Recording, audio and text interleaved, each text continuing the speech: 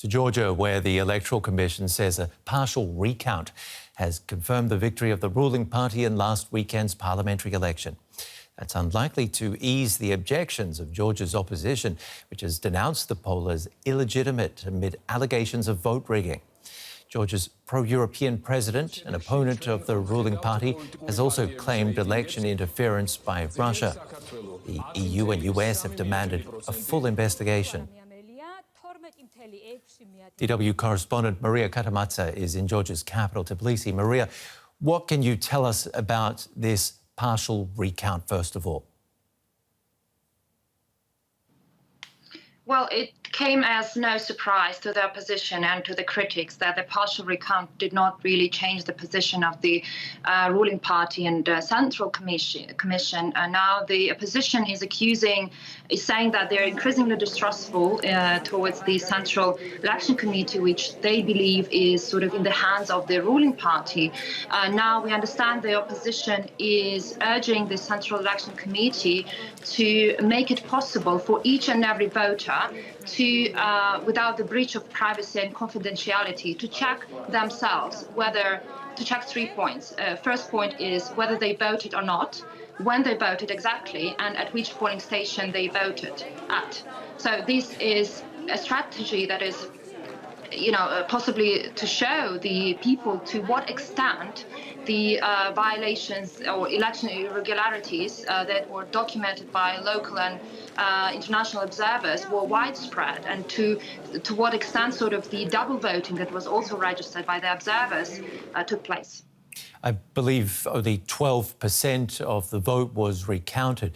Georgian prosecutors say they're investigating the claims of vote rigging, but how credible is that?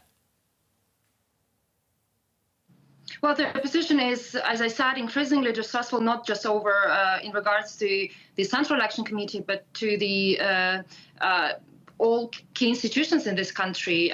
They believe that the institutions are in the hands of the ruling party founder, Ivanishvili. Now they are calling for international and transparent investigations. And I think it's very important also to look at the context, because sometimes the devil is in the details indeed. Now, the former prosecutor general, who served briefly in 2013, for instance, he was sanctioned by the US because of his alleged ties with Russian FSB. So it's understandable the opposition is not does not have much trust towards the prosecutor office at this point, and Georgia seems to be in a very sort of deep political crisis and also possible constitutional crisis. The president, who said that the elections were illegitimate, in her view, she has to call for the first parliamentary session. But if she doesn't do that, it's still unclear how legitimate this sort of ruling party could be in the eyes of the domestic audience and in the eyes of international community. Now, we understand that Russia, Hungary, China, and some neighboring countries such as Azerbaijan and Armenia recognize the elections, but the West has more cautious approach towards that at this point. Maria Katamadze there in Tbilisi for us. Thank you. And to give you more context, Georgia is a country at a crossroads. 30 years after the Black Sea nation gained its independence from the Soviet Union, the pull between West and East is once again defining the public debate. A majority of Georgians see their future in the European Union, but the ruling party wants closer ties with Russia. Here's a closer look at the recent events. It may be on Europe's eastern flank, but these demonstrators see Georgia's future squarely in the European Union. And they're not alone. Over 80% of their compatriots agree, according to recent surveys. But that's put them at odds with those afraid to cut ties with Georgia's neighbor to the north, Russia. Over 100,000 Georgians live and work in the Russian Federation. Trade and direct money transfers from Russia make up over 10% of Georgian gross domestic product. And many families have deep ties going back decades. But the relationship between the two nations has not always been easy. They went to war in 2008, when Russian troops backed the regions of Abkhazia and South Ossetia in their war for independence from Georgia.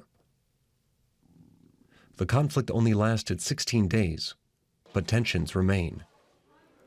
Georgia's ruling party, Georgian Dream, was founded by this man, Bedzina Ivanishvili.